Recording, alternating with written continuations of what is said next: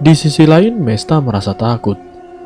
Tetapi di sudut hatinya, dia ingin menyelamatkan Lily dan berharap tidak ada kejadian serupa seperti yang dialami oleh Loli. Tanpa alas kaki, Mesta berusaha mengejar mayat itu. Teriakan Mesta mengundang pria-pria yang tadi lewat berbalik arah.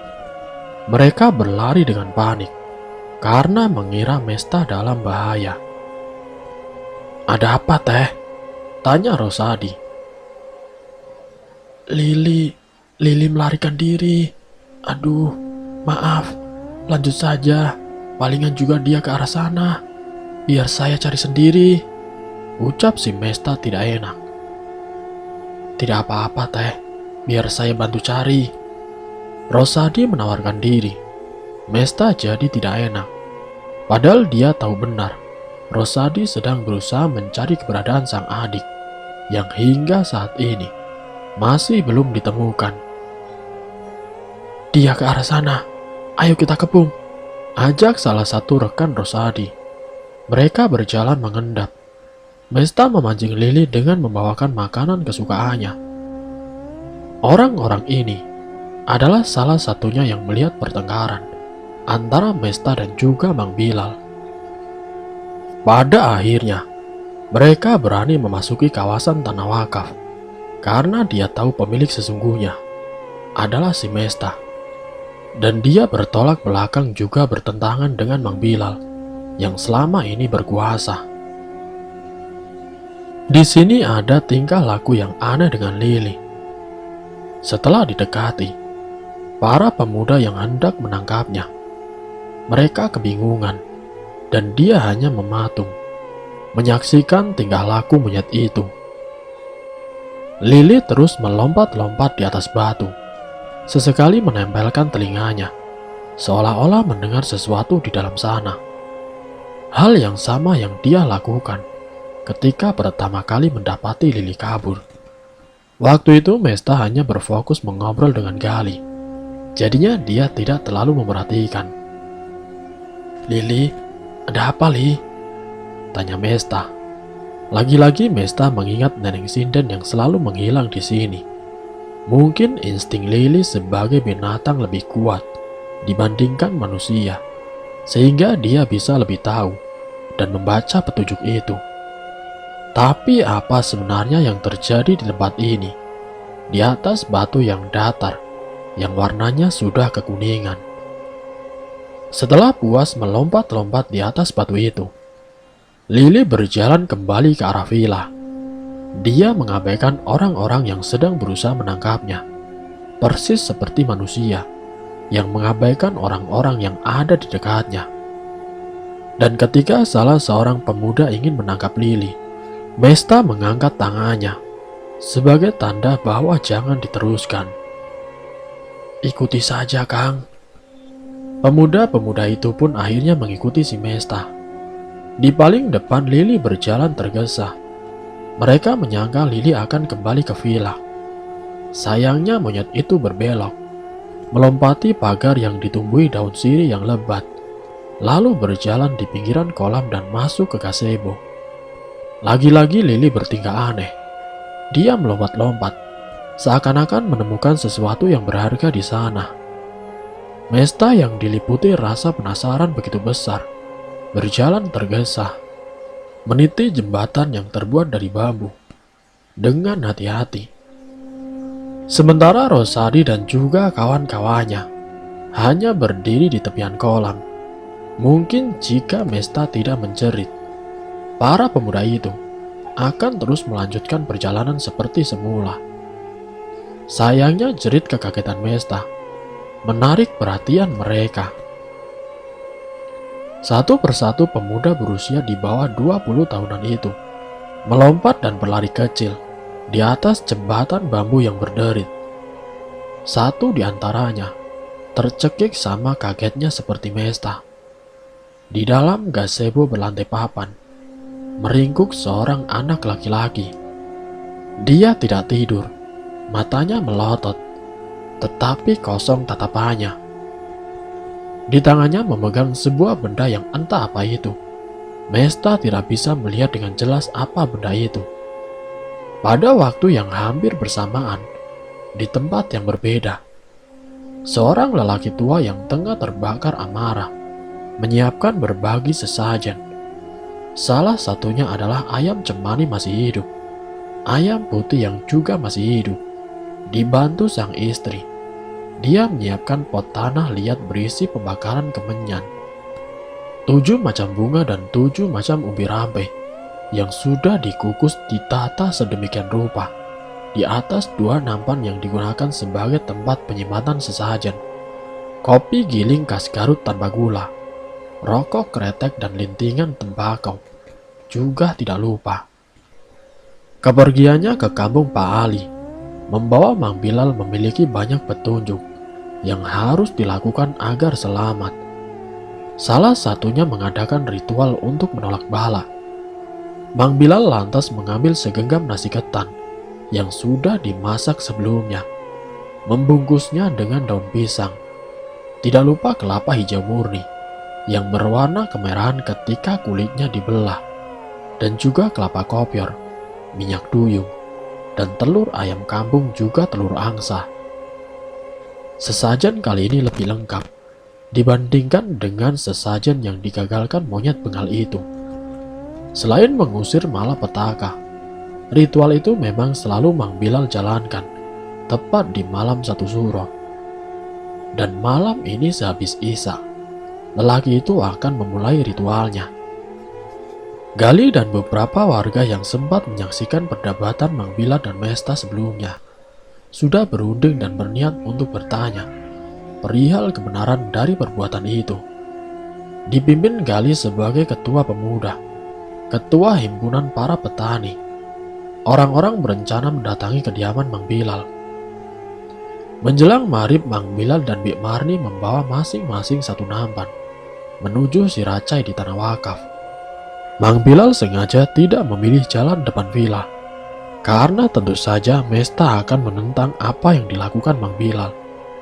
Jadinya lelaki itu memilih untuk jalan ke belakang villa, tepat di jalan setapak yang biasa dilalui warga menuju pemukiman. Dari arah yang berlawanan, Gali beserta rombongan RW menuju ke rumah Mang Bilal. Sampai akhirnya mereka berpapasan. Rasa kaget tidak bisa Mang Bilal sembunyikan. Bik Marni bahkan sudah gemetar karena rencananya ketahuan. "Itu apa, Mang?" tanya Gali. Ini jangan-jangan dugaan kita benar. Teror itu dia yang buat. Kita sudah cukup tahu alasannya. Menguasai tanah wakaf." Provokasi salah seorang warga. "Benar itu, benar." Tidak. Kami hanya bikin ritual untuk keselamatan kalian, keselamatan kita semua." Jangan banyak bacot kau." 2 warga berperawakan tinggi terus mendesak. Pasalnya mereka sudah terlalu muak dengan sikap Mang Bilal yang arogan, sok berkuasa, dan merasa semua adalah miliknya. Nampan berisi sesajen itu dengan sekali tepuk berjatuhan di tanah. Ayam cemani yang terikat kakinya tidak bisa melarikan diri, hanya mengepakkan sayapnya, tetapi tidak membuahkan hasil apa-apa. "Tangkap saja dia yang telah bunuh Barus, Pak Jajang, dan sekarang anak-anak remaja," teriak seorang lagi. Gali hendak mencegah, tetapi Mang Bilal melemparkan nampan yang tersisa ke arah para warga. Tanpa menunggu lama, lelaki itu lari tunggang langgang, meninggalkan istrinya yang kebingungan. "Sumpah, saya tidak tahu apa-apa. Tolong jangan celakai saya." "Amankan saja dulu, bawa dia ke villa. Kita tahu Neng Mesta ada di pihak warga. Biar saya saja, kalian cari Mang Bilal sampai dapat." Gali meraih tangan Bik Marni. Sesajen yang semula sudah ditata di atas nampan kini berserakan di tanah. Beberapa orang di antaranya menginjak benda-benda yang dianggap klinik dan sesat itu. Marni meneteskan air mata. Dia khawatir suaminya akan menjadi korban kekerasan dari warga yang main hakim sendiri. Yang bisa dia lakukan hanyalah berdoa. Semoga ada belas kasihan dari para warga. Entah mengapa ketika perempuan tua itu melihat Gali, sepertinya ada kepuasan di mata lelaki itu. Mungkin karena selama ini Gali selalu diusir, tidak pernah dipercaya, dan dimaki-maki oleh Mang Bilal. Inilah saatnya lelaki itu untuk membalaskan dendamnya. Jangan apa-apain Mamang ya, Li. Ratapan permohonan itu seperti angin lalu. Gali terus berjalan sambil menuntun Marni menuju villa. Sampai di jalan setapak berbatu yang sisi kirinya dihiasi oleh tembok dengan daun sirih yang lebat. Ada Mesta dan Rosadi yang dia lihat dari balik rambatan sirih itu, sedang berdiri di gazebo tengah kolam. Setelah mendekat dan mencari celah untuk melihat lebih jelas apa yang sedang terjadi, barulah Gali bisa melihat bahwa di gazebo itu tidak ada hanya Mesta dan juga Rosadi saja. Ada pemuda-pemuda yang sedang mencari Nita dan kawan-kawannya. Ada apa ini? Gali bertanya dari seberang kolam. Aji ketemu, tapi dia keadaannya linglung begini, sama sekali belum bisa diajak ngomong, ungkap Rosadi. Gali melepaskan tangan pada pegangannya di lengan Marni. Dia sudah tidak peduli lagi apakah istri dari Mang Bilal itu akan ikut kabur ataupun tidak. Berita yang baru saja dia dengar jauh lebih menarik dan jauh lebih penting dibandingkan itu semua. Dia berjalan di jembatan bambu yang lebarnya tidak lebih dari 40 cm. Jembatan itu bergoyang-goyang manakala dilewati. Jika tidak terbiasa, maka bisa saja jatuh ke kiri atau kanan. Gali melihat di sudut gazebo ada Aziz yang tengah meringkuk dengan tatapan mata yang kosong. Bawa saja ke villa. Kita tidak bisa bawanya. Bisa-bisa kita yang terjebur ke kolam. Sebaiknya nunggu dia sadar dulu, ucap si Gali. Sambil menunggu, sebaiknya kamu sama kamu ikut aku untuk mencari Mamang Bilal. Mesta dan Rosadi di sini. Ada Bib Marni juga yang bisa bantu. Gali melirik ke arah seberang kolam. Yang dia khawatirkan kaburnya Bib Marni ternyata tidak terjadi. Perempuan itu setia berdiri di sana, menyaksikan dengan wajah tidak terbaca. Bi, tolong ambil air, Bi. Teh manis atau air hangat, teriak si Mesta. Setelah Gali dan orang-orang yang ditunjuknya pergi meninggalkan tempat itu untuk mengejar Mang Bilal. Sebenarnya Mesta kasihan melihat keadaan Gali yang terlihat sangat pucat. Bik Marni menyanggupi. Tergopoh-gopoh perempuan itu masuk ke area villa untuk mengambil air.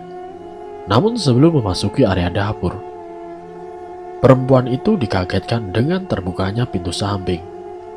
Di ambang pintu tersebut, sosok yang selama ini selalu mendatangi dan menghantui si Mesta menampakkan diri tanpa ekspresi. Marni hanya diam. Jantungnya berdegup sangat kencang. Dia sempat mengira apa yang selama ini Mesta katakan hanyalah halusinasi belaka. Karena sejujurnya, seumur hidup dia tidak pernah melihat secara langsung, melainkan melalui cerita-cerita yang beredar di masyarakat. Inilah kali pertama Bik Marni melihat sosok itu secara nyata. Wajahnya keriput, matanya cekung ke dalam, dan dia menyeringai, seperti sedang memberikan ejekan kepada perempuan itu. Apa maumu? Sentak Bik Marni. Perempuan itu menghela nafasnya yang tidak beraturan. Kamu telah gagal. Neneng Sinden akhirnya buka suara. Suaranya yang cempreng khas nenek-nenek bergema terus di kepala Marni. Dia hanya bisa menatap sosok yang semakin lama semakin pudar ditelan kegelapan malam. Marni tidak bisa melangkahkan kakinya. Dia ketakutan. Sampai akhirnya Mesta datang menghampiri karena air yang dia minta tidak kunjung tiba. Astagfirullah, Bi, kenapa lantainya basah? Marni tersadar. Saking takutnya, perempuan itu kencing di celana. Lalu dia menunjuk ke arah pintu yang masih terbuka. Jangan bilang ada orang di sini. Mesta mendekat ke arah pintu. Tidak ada apa-apa di sana. Hanya saja suasananya begitu dia kenali. Suasana seperti ini biasanya terjadi ketika Neneng Sinden baru saja menampakkan dirinya. Merasa kasihan dengan sang bibi, Mesta pun memapanya sampai ke kamar mandi. Dia menunggu di ambang pintu agar bibinya membersihkan diri. Ketika semua selesai, Mesta kembali membawa satu poci teh hangat untuk Aji yang masih terbaring di gazebo yang gelap. Ji, bangun Ji. Dua pemuda yang menemani terus berusaha membangunkannya. Mesta meletakkan poci di lantai gazebo, lalu menyelimuti Aji dengan sarung. Sebaiknya panggil keluarga dia. Siapa tahu Aji buru-buru sadar, usul si Mesta. Tapi tadi Kang Rosadi bilang jangan dulu, tutur si Miat. Iya, jangan dulu, ucap Rosadi. Kasihan ibu saya dan yang lain yang belum ketemu, nanti malah cemas lagi. Setidaknya dengan adanya Aji, masih ada harapan. Mita, Laras, dan Dion juga kembali. Jadi memanggil keluarga lebih baik. Dia kedinginan di sini. Kasihan juga takut dehidrasi. Miat mengangguk. Lelaki itu segera menemui keluarga Aji, mengantarkan kabar berita bahwa remaja tanggung yang menghilang lebih dari 2 hari kini ditemukan dalam keadaan selamat. Mesta, Bibi mau bicara, ucap Marni setelah Miat pergi menyusul keluarga Aji. Marni yang sudah terlihat segar menuntun keponakannya untuk bicara empat mata di tempat yang dia anggap aman. Mamang dikejar warga, ucapnya dengan pelan. Dikejar bagaimana, Bi? Karena dia pelaku dari semua teror ini. Suara lantang di ambang gerbang membuat Mesta dan Marni berpaling. Perempuan itu mengerutkan keningnya dan menatap Marni juga orang itu bergantian. Kalian salah paham, tidak seperti itu. Justru kami sedang menyelamatkan kampung ini dari teror. Ada yang melakukan pesugihan dan meminta tumbal di sini. Percayalah pada kami. Marni berkata dengan suara gemetar. Kalaupun perkataan kamu benar, maka itu adalah kalian. Buktinya, sesajen-sesajen itu dan semua kelakuan kalian yang bikin resah. Neng Mesta, kalau saja tadi kami tidak lihat kalian berantem masalah tanah wakaf, kami tidak akan yakin dengan ini. Mesta hanya diam. Dia berusaha mencerna sebaik-baiknya, karena dia tidak mau berdiri di pihak yang salah. Meski Mang Bilal dan Bi Marni adalah kerabatnya, saudara dekat kedua orang tuanya, jika mereka salah, Mesta tetap akan menyalahkan mereka.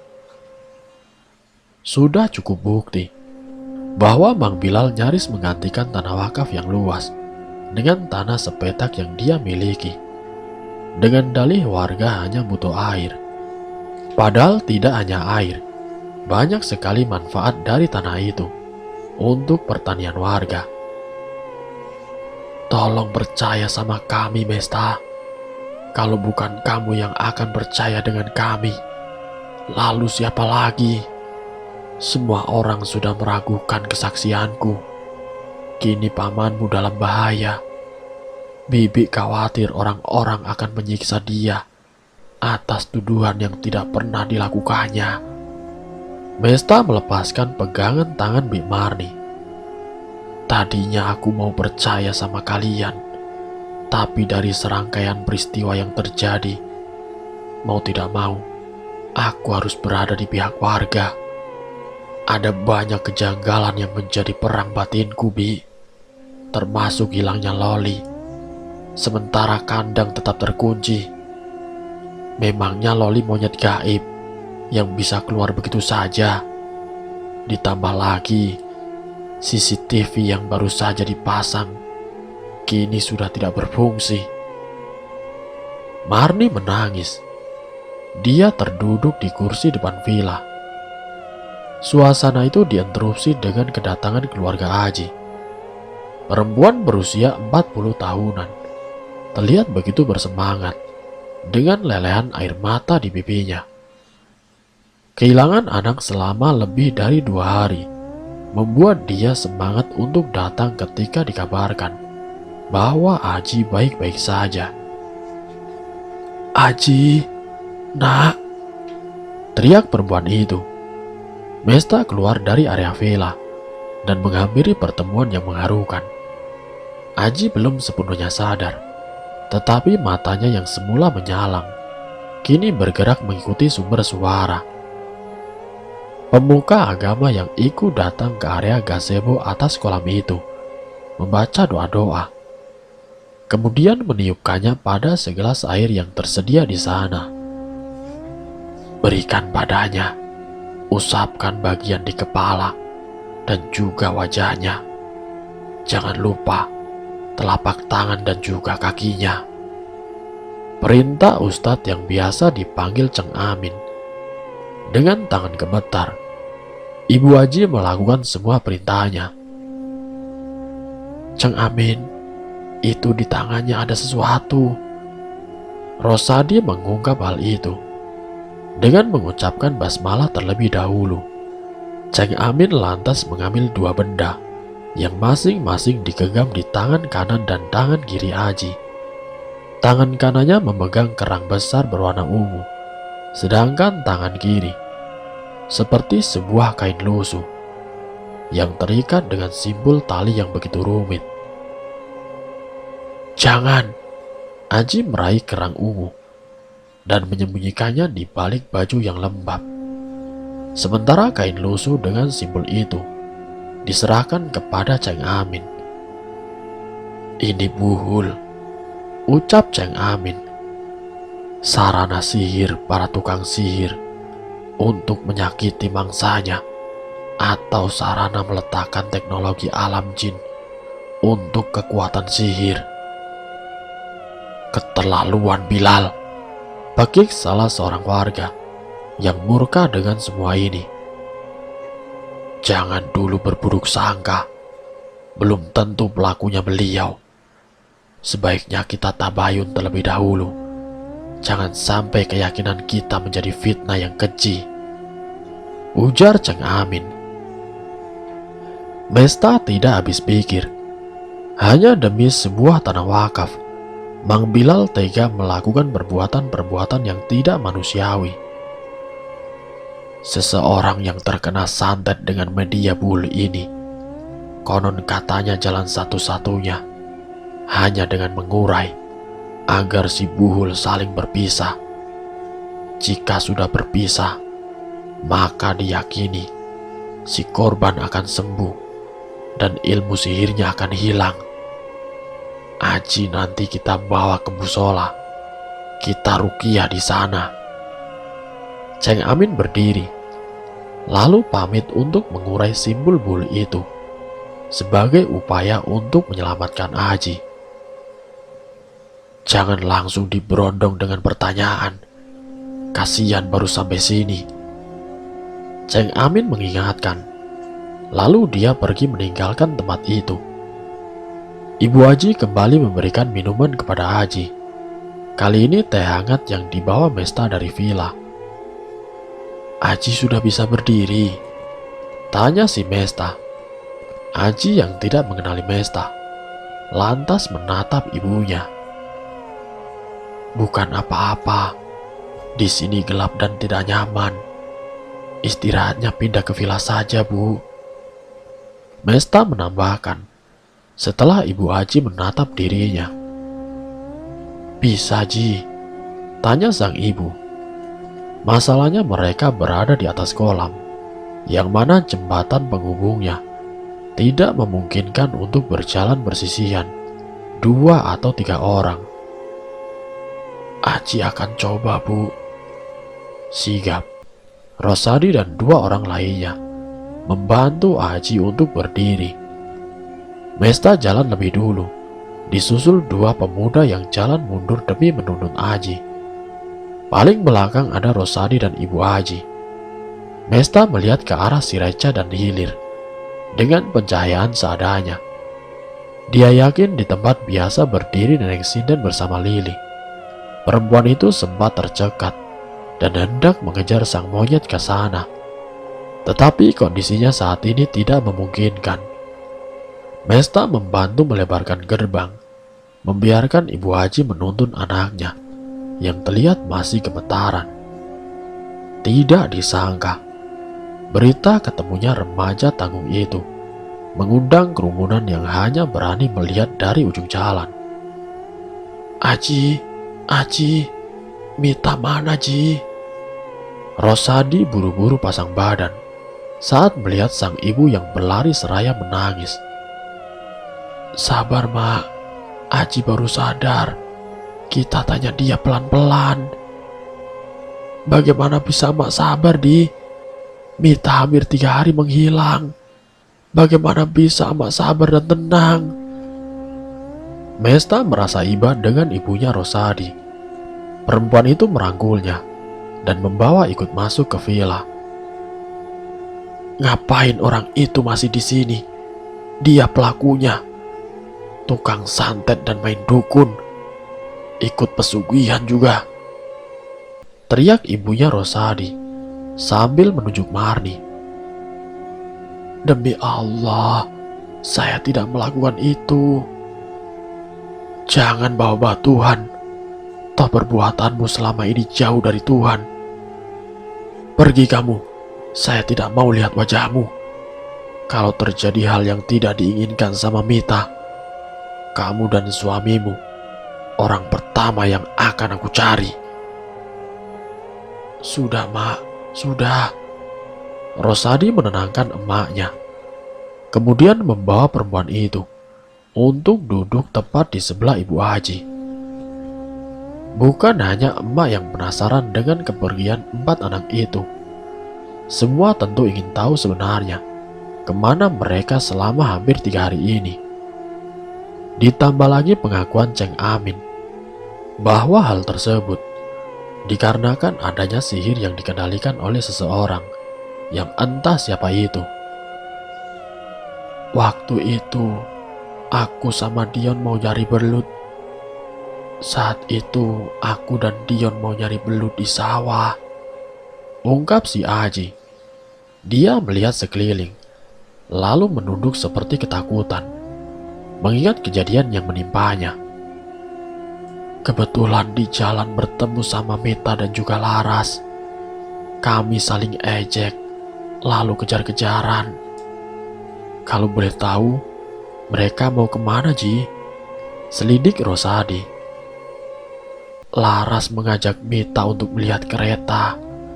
Katanya hari ini jadwal masinis Eka yang wajahnya ganteng. Disitulah aku sama Dion ngejar mereka. Tapi berhubung harus naik ke bukit dan itu sangat jauh, Laras memaksaku dan Dion untuk ikut."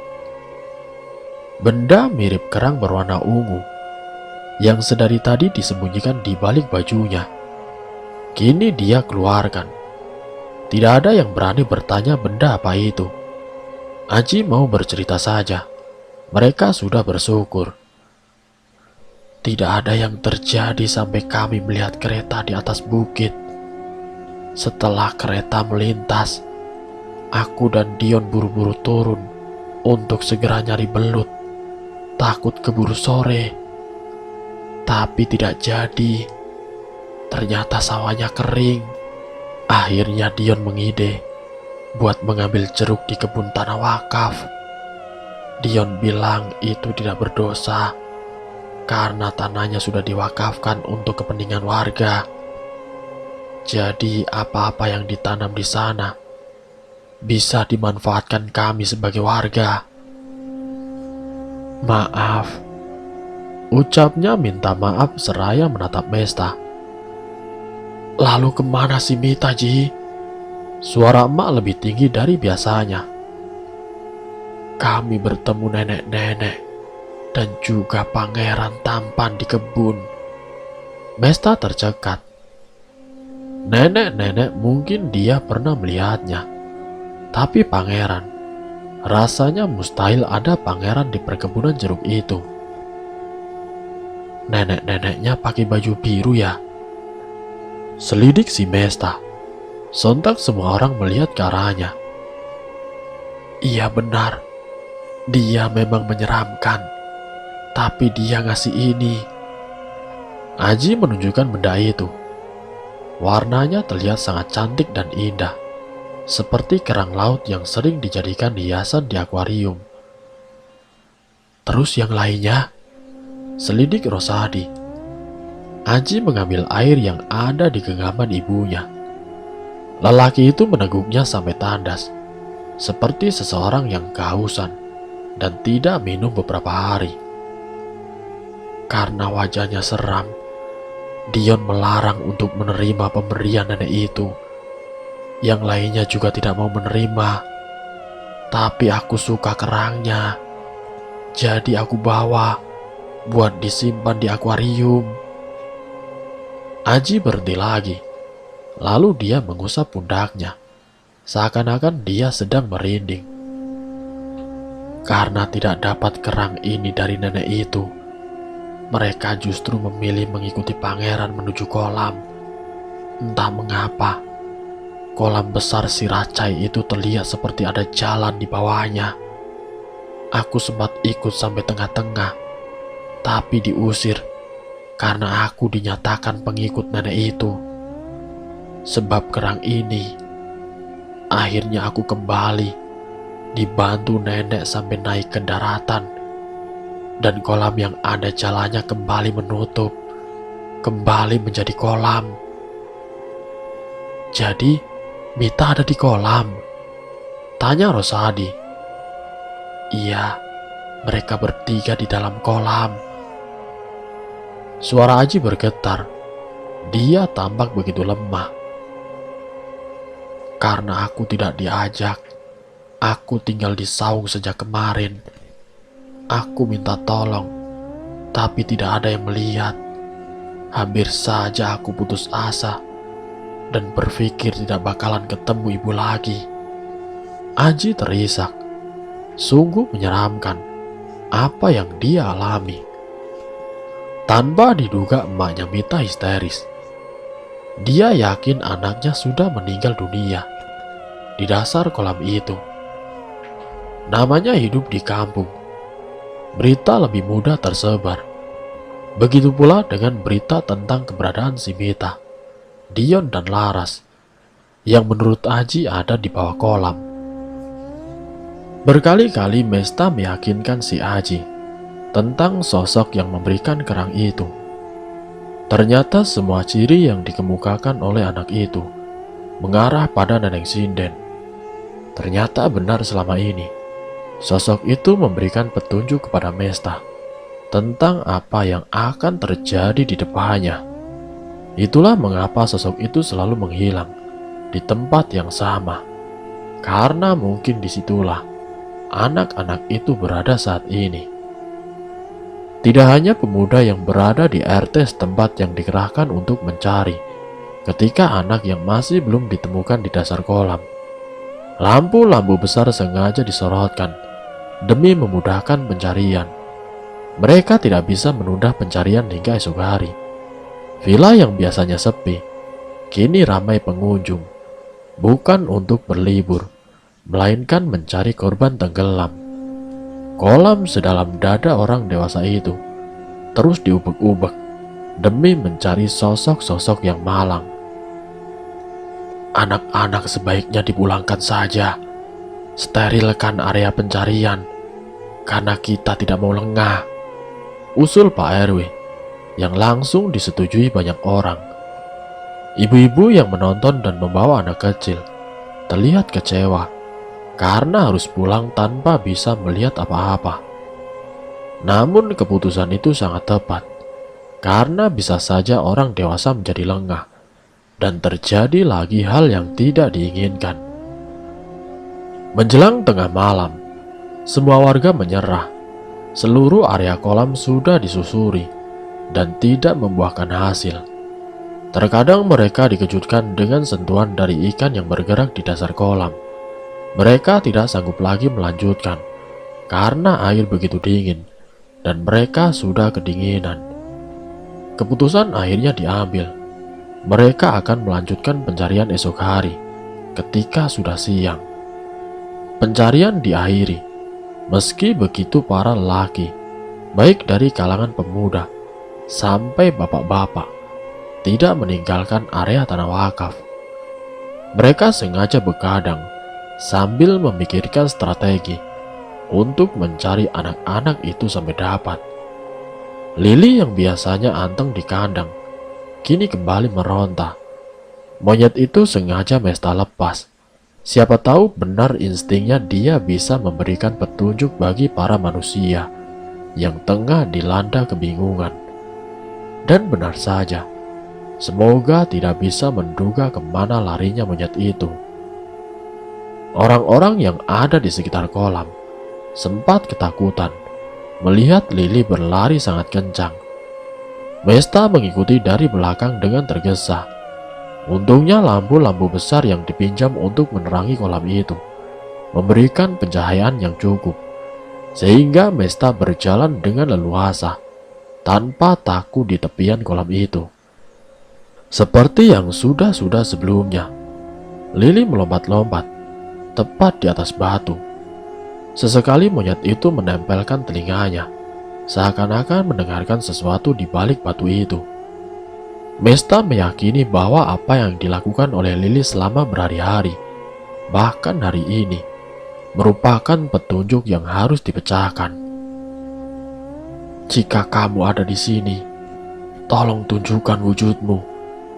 Mesta bicara sendiri, namun sesungguhnya, dia seakan-akan mengajak bicara Neneng Sinden, mengharapkan kedatangan sosok itu, demi memastikan apakah benar tempat itu merupakan tempat yang harus ditelusuri terkait dengan keberadaan anak-anak.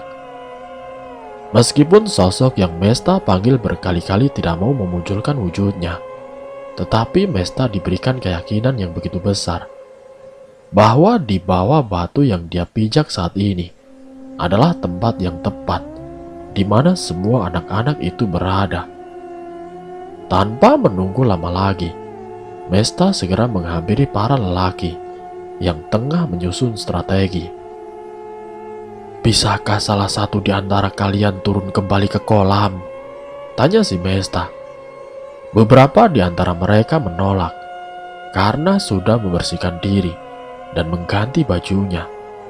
Sempat juga tuduh-menuduh di antara para lelaki itu untuk menuruti keinginan si Mesta. Untung saja Rosadi mau turun demi mencari adiknya.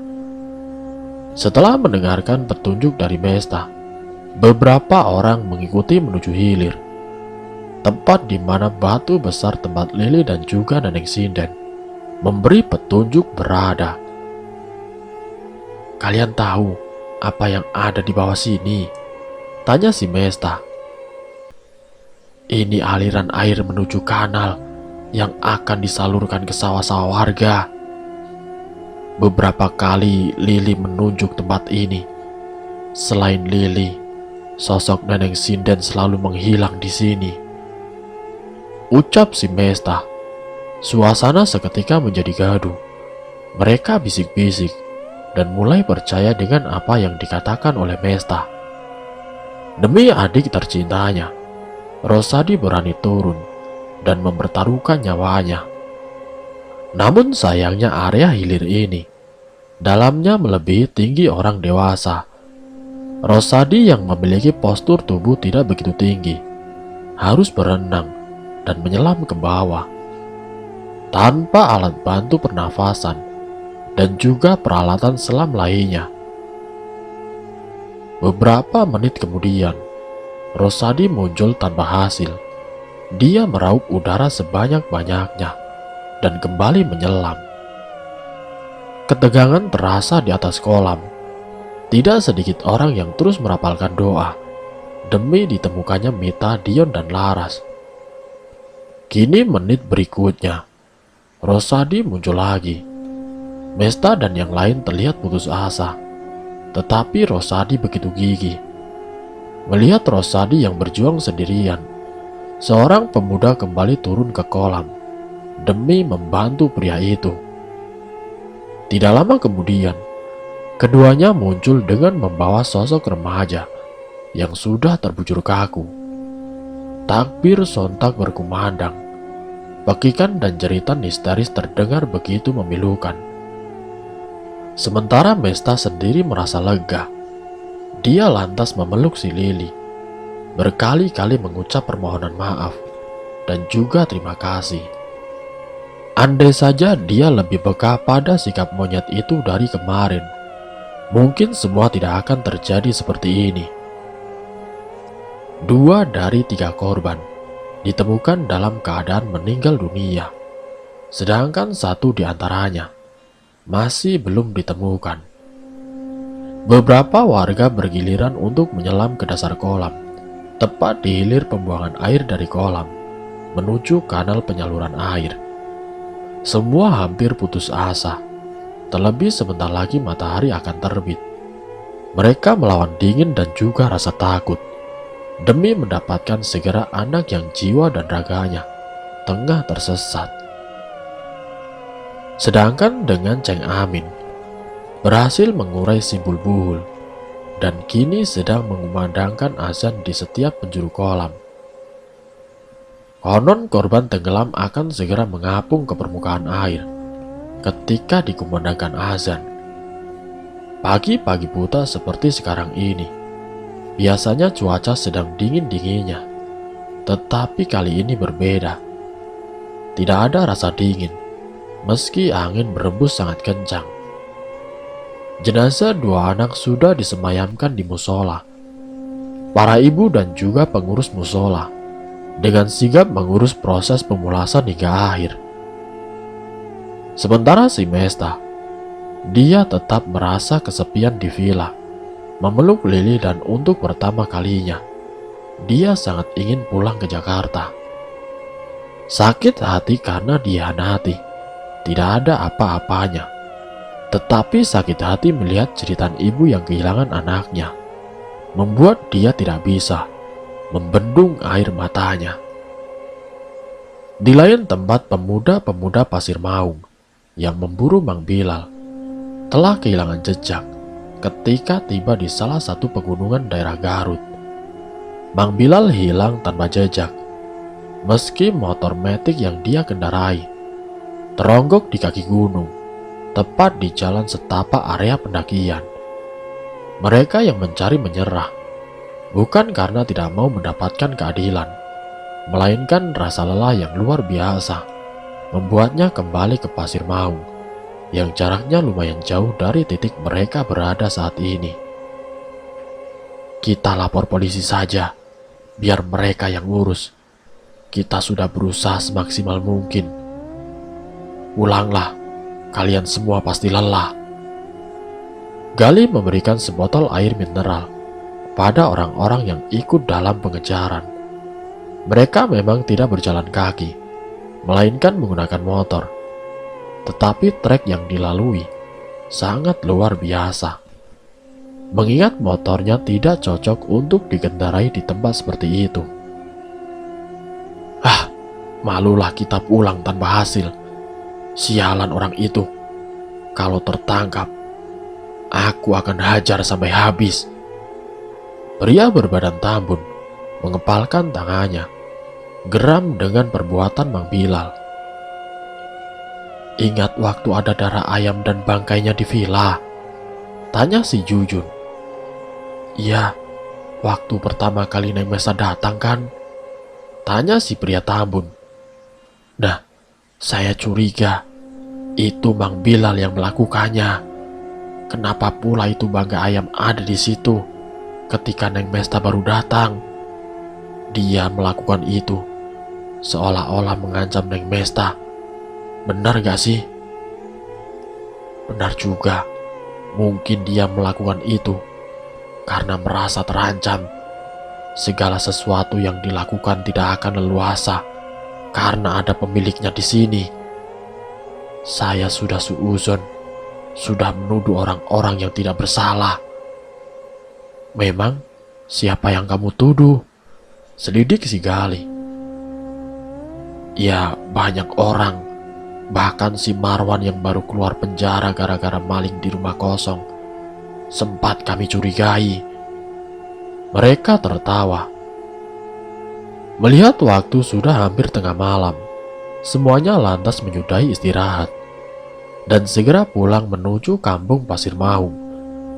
Orang-orang yang membantu mencari dan mengejar Mang Bilal terdiri dari 6 motor. Mereka berboncengan.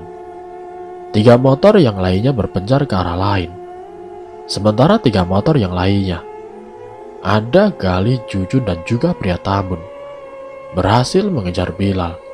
Meskipun tetap saja pada akhirnya pria itu bisa lolos. Sebelum pulang, kita mampir dulu ke suatu tempat. Ada hal yang harus saya selesaikan. Pinta Gali pada Jujun, lelaki yang memboncengnya. Dan bersambung, apakah yang akan dilakukan oleh Gali? Nanti saya akan lanjutkan ke bagian yang berikutnya. Jadi untuk kalian, saya mohon tetap stay di channel ini. Sampai bertemu di part yang selanjutnya. Wassalamualaikum warahmatullahi wabarakatuh.